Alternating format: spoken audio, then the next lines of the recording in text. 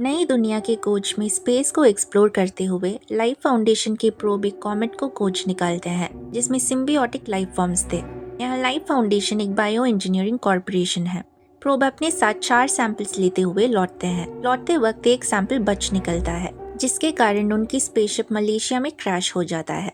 एक एस्ट्रोनॉट जिंदा बचता है और उसे एम्बुलेंस में ले जाते हैं। उस एस्ट्रोनॉट के अंदर सिम्बियोट रहा होता है। डॉक्टर को अटैक करके उनके शरीर में चला जाता है। बाकी 3 सैंपल्स को अपनी रिसर्च फैसिलिटी सैन फ्रांसिस्को में ट्रांसपोर्ट करा जाता है।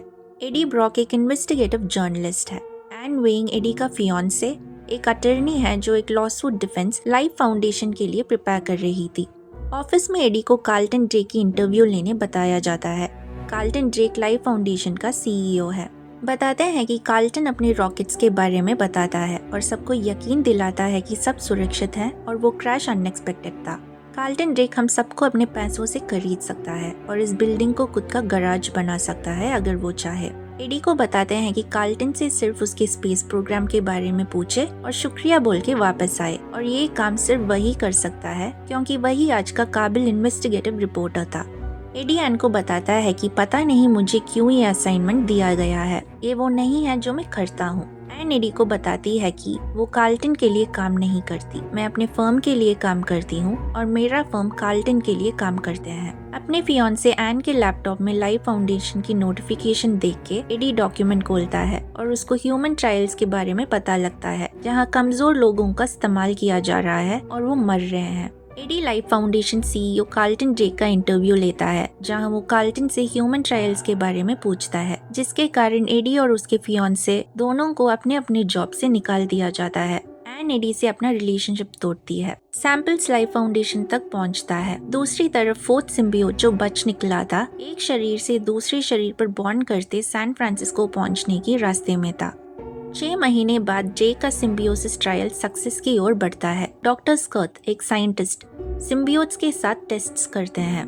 उनको पता लगता है कि सिम्बियोट्स ऑक्सीजन ब्रीथिंग होस्ट्स के बिना जिंदा नहीं रह सकते। जब सिम्बियोट्स ह्यूमंस के साथ बॉन्ड करने की कोशिश करते हैं और अगर दोनों कंपैटिबल नहीं होते तो ह्यूमन मर जाता है। ये ऑर्गन ट्रांसप्लांट की तरह है जहां दोनों और रेसिपिएंट एग्जैक्ट मैच होने चाहिए। सिम्बियोट को एक आइडियल होस्ट मिलते वो उसके साथ परमानेंट बॉन्डिंग भी कर सकते हैं जहां सिम्बियोट होस्ट को अपने तरीके से रीशेप कर सकता है। ड्रेक स्कर्ट से सिम्बियोट को ह्यूमंस से बॉन्ड करने की ट्रायल शुरू करने बोलता है। एक सिम्बियोट को रिलीज किया जाता है और वो होस्ट से बॉन्ड करने की कोशिश करता है और होस्ट मर जाता है। ड्रेक दूसरे वॉलंटियर को अंदर बेचने कहता है। डोरा स्कर्ट को ये सही नहीं लगा कि मासूम लोग मर रहे हैं।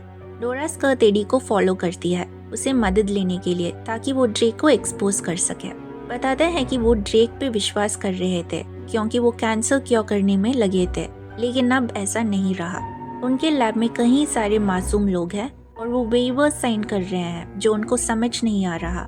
उनका इस्तेमाल किया जा रहा है और वो मर रहे हैं। एडी मना करता है बोलते हुए कि उसके कारण उसकी लाइफ बर्बाद हो गई है और वो सब कुछ खो चुका है और वो अब ये सब नहीं करना चाहता। एडी अपने फियांसे एन के घर से गुजरता है। एन अपने नई बॉयफ्रेंड डैन लुइस के साथ घर पहुंचती है। एडी से उनकी इंट्रोडक्शन होती है। एडी एन को बताता है कि उनकी शादी बहुत पहले टूट चुकी है और वो उसको मिस कर रहा था। वापस एक साथ होने के लिए पूछता है और एन बताती है कि उसके कारण सब हुआ था और अब ऐसा नहीं हो सकता। एक उदास एडी डोरा स्कर्ट को फिर कॉल करता है।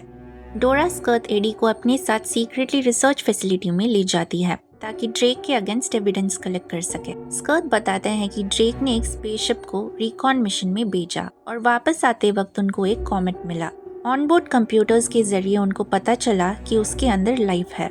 मिलियंस ऑफ ऑर्गेनिजम्स थे और वो कुछ स्पेसिमेंट्स को अपने साथ यहाँ ले आए।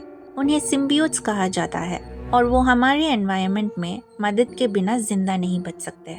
एडी को पता चलता है कि ड्रेक ह्यूमंस और सिम्बियोट्स को एक साथ करना चाहता है ताकि वो स्पेस में रह सके। एडी अंदर जाके पिक्चर्स लेने लगता है। मरिया को देखता है जो एक होमलेस वुमन थी जिसे वो जानता था। वो भी यहाँ एक टेस्ट सब्जेक्ट थी। एडी मरिया को बचाने की कोशिश करता है। सिम्बियोट मरिया के बॉडी से एडी के बॉडी में ट्रांसफर हो जाता है और एडी को पता नहीं लगता। एडी वहाँ से एस्केप हो जाता है और वो अजीब फील करने लगता है। उसको बहुत भूख लगने लगती है। एडी को वेनम की आवाज सुनाई देता है। लैब में कार्ल्टन के पूछने पर बताया जाता है कि किसी ने सिम्बियोट को ले ली है। और उनको पता नहीं है कि क्या हुआ है। एक सब्जेक्ट सिम्बियोट से बॉन्ड करते जिंदा रहता है। उसके ब्लड प्रेशर्स और लिवर फंक्शंस भी नॉर्मल रहता है। ड्रेक टाइम वेस्ट किए बिना टेस्ट्स को बढ़ाने कहता है। एडी एन को ढूंढ के बताता है कि उसने लाइफ फाउंडेशन के अंदर ब्रेक किया और लगता है कि उसे इन्फेक्शन हो गया है। एडी अजीब बिहेव करता है, बताता है कि ड्रेक लोगों को मार रहा है और उसके पास उसका प्रूफ है। एन और डैन लुइस उसकी मदद करते हैं।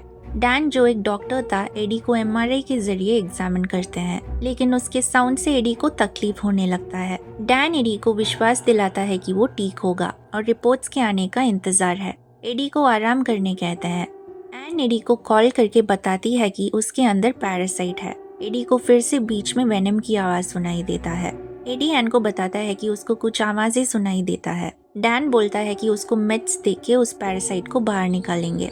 टेस्ट सब्जेक्ट जो स्टेबल था फिर से वीक होने लगता है। उसके ऑर्गन्स फेल हो रहे थे और ड्रेक को बताते हैं कि साउंड्स 4 to 6000 हर्ट्ज रेंज उसके लिए बहुत हानिकारक हो सकता है। ड्रेक को स्कर्ट के बारे में पता चलता है। उससे पूछता है कि सिम्बियोट किसके पास है और सच बोलने पर मैनिपुलेट करता है। सच का पता लगते ही सिम्बियोट को रिलीज करता है और स्कर्ट मर जाती है। लापरवाही के कारण सिम्बियोट भी मर जाता है। अब सिर्फ एक सिम्बियोट बचा था और ड्रेक को एडी मिलना था। ड्रेक अपने सिक्योरिटी चीफ ट्रीज से एडी को कैप्चर करने बोलता है ताकि वो उस सिम्बियोट को रिट्रीव कर सके, लेकिन वेनम एडी के बॉडी को पूरा मैनिफेस्ट करके एक मॉन्स्ट्रस क्रीचर में बदल जाता है और अटैकर्स को मार डालता है। वेनम बाहर आके एडी से बोलता है कि आई एम वेनम और तुम मेरे हो। तुमने नहीं बल्कि हमने तुम्हें ढूंढा है। अपने आप को मेरा राइट समझो। वेनम बोलता है कि उसको कार्ल्टन ड्रेक की रॉकेट चाहिए। एडी वेनम से पूछता है कि अगर वो लोगों को खाएगा। वेनम बताता है कि इसलिए हम यहाँ हैं। कोऑपरेट करो और तुम शायद जिंदा रह सकते हो और यही डील है। डैन को रिपोर्ट्स मिलते ही एन को बताता है कि एडी की सिस्टम अबनॉर्मली काम कर रहा है और ऐसा उसने कभी नहीं देखा और एडी को हॉस्पिटल लाने बोलते हैं। एडी अपने सिम्बियोट की सुपर ह्यूमन पावर्स का यूज करके अपने ओल्ड वर्क प्लेस में घुसने की कोशिश करता है। इसी बीच वेनम एयरक्राफ्ट की साउंड सुनते ही अपने काबू खो जाता है और किसी तरह एडी को गिरने से बचाता है। ऑफिस के अंदर ब्रेक करके ड्रेक के अगेंस्ट मिली एविडेंस को टेबल पर रखता है। इस बीच वेनम एडी को बताता है कि मुझे तुम पसंद आ रहे हो, तुम और मैं उतने अलग नहीं हैं। बाहर आते स्वॉट ऑफिसर्स उसे घेर लेते हैं। वेनम सबको मार डालता है। एन एडी को ट्रांसफॉर्म होती देखती है और डर जाती है। एडी बताता है कि वो इन्फेक्टेड है और वो उसके अंदर है और उसे मदद चाहिए। एन दूसरी एमआरआई करने की बात करती है और वेनम एडी से बात करने लगता है। एडी एन को बताता है कि एमआरआई की साउंड फ्रीक्वेंसी उसे नुकसान पहुंचा सकता है और आग भी। एन को एडी से पता चलता है कि वेनम उसे ये सब बता रहा है। एन पूछती है अगर तुम तकलीफ में हो। एडी बताता है कि नहीं, बल्कि मुझे हमेशा भूख लगती है। वेनम के कहने पर एडी एन से पास्ट में जो भी हुआ उसके लिए माफी मांगता है। एन और एडी लैब पहुंचते हैं। डैन एडी को बताता है कि उसकी टेस्ट्स आ गए हैं और ये पैरासाइट उसको अंदर से खा रहा है और उसे आईसीयू में ले जाने की जरूरत है। वेनम एडी को बताता है कि मैं तुम्हें ठीक कर सकता हूँ और हमें यहाँ से निकलना होगा, बता के डैन को अटैक करता है। डैन एमआरआई को चलाती है और वेनम साउंड्स को हैंडल नहीं कर पाता और एडी के बॉडी से निकल जाता है। एडी वेनम से पूछता है कि तुम मुझे मार रहे थे, हमारा कहने का क्या मतलब हुआ, कहकर वहाँ से चला जाता है। वेनम लैब से एस्केप होता है और दूसरी रूम में पहुंचकर एक डॉग के साथ बॉन्ड करता है। ट्रीस और उसके लोग एडी को कैप्चर करते हैं। एन एडी को ढूंढने लगती है और उस डॉग को देखती है और वेनम के साथ बॉन्ड करती है ताकि एडी को बचा सके। इस बीच फोर्थ सिम्बियोट रायट जो शुरुआत में एस्केप हो गया था, एक शरीर से दूसरे शरीर पर बॉन्ड करते हुए मलेशिया से सैन फ्रांसिस्को तक अपना रास्ता बनाता है। रायट ड्रेक के साथ बॉन्ड करता है। ड्रेक एडी से पूछता है कि उसकी सिम्बियोट कहाँ थी। एडी के ना बताने से ड्रेक गुस्से में रायट में बदल के पूछता है कि वेनम कहाँ है। एडी बताता है कि ये सबसे बदतर चीज है जिसे मैंने कभी देखा है। ड्रेक ट्री से एडी को मारने की ऑर्डर्स देता है। रायट ड्रेक को बताता है कि हम में से कई और हैं, लाखों और हैं। मेरे लीड करते सब मुझे फॉलो करेंगे, लेकिन हमें उन्हें यहाँ लाना होगा। ड्रेक उसको लाइफ फाउंडेशन स्पेस प्रोब के साथ ले जाने के लिए तैयार होता है ताकि बाकी सिम्बियोट्स को इकट्ठा करके पृथ्वी पर ला सके। वेनम एडी को बचाता है। एन को छोड़ के फिर से एडी के साथ बॉन्ड करता है। वेनम एडी को बताता है कि ड्रेक के साथ जो है वो रायट है।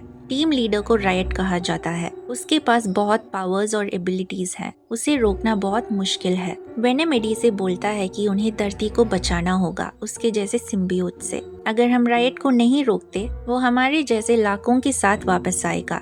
एडी पूछता है तुम क्या पूरे प्लेनेट पर खिलाने जा रहे थे? वेनम बोलता है कि ऐसा था लेकिन अब अलग है। मैंने यहाँ रहने की सोचा है। मेरे प्लेनेट पर मैं एक लूजर था तुम्हारे जैसे, लेकिन यहाँ हम बहुत कुछ कर सकते हैं और मुझे यहाँ पसंद आ रहा है। और बोलता है कि एडी के कारण उसका मन बदला।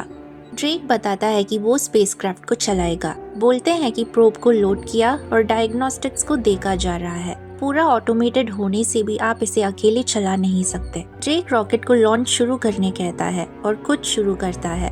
टाइमर सेट हो जाता है। उसे पता लगता है कि कोई लॉन्च को अबॉर्ट करने की कोशिश कर रहा है और उसे मार डालता है। वहाँ से सब डर के भाग जाते हैं और वो वहाँ से निकल जाता है। वेनम रायट को बाहर निकलते देखता है। एडी को बताता है कि हमारे उसे जीतने का मौका थोड़ा कम है। वेनम रायट के सामने आता है। रायट वेनम को रॉकेट के अंदर जाने कहता है। वेनम बताता है कि हम तुम्हें इस दुनिया को बर्बाद करने नहीं देंगे। रायट कहता है कि तो तुम मरो और उनके बीच खतरनाक लड़ाई होती है। लड़ाई के बीच रायट वेनम को एडी से निकाल देता है और एडी अपने हाथ फैला के वेनम को अपने पास वापस ले लेता है। रायट एडी को मार देता है और रॉकेट के पास चला जाता है, अंदर जाता है। वेनम एडी के साथ फिर से बॉन्ड करके उसे बचा लेता है और रॉकेट को रोकने जाता है। रायट को देख के हैव अ नाइस लाइफ बोलता है और रॉकेट को डिस्ट्रॉय करता है। रॉकेट एक्सप्लोड होता है और रायट और ड्रेक मर जाते हैं। वेनम गुड बाय कह के एडी के बॉडी को छोड़ता है और एडी पानी में गिर जाता है।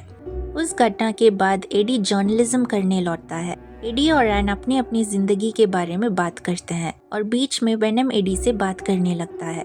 एन को ये पता नहीं होता क्योंकि वो सोचती है कि वेनम जिंदा नहीं रहा। एडी और वेनम सीक्रेटली बॉन्डेड रहते हैं। एडी वेनम को समझाने लगता है कि वो सिर्फ बहुत बुरे लोगों को ही खा सकता है और किसी को भी नहीं। ऐसे एडी और वेनम दोनों क्रिमिनल्स को मारकर सैन फ्रांसिस्को की रक्षा करने की ओर निकल पड़ते हैं और यही कहानी खत्म होती है।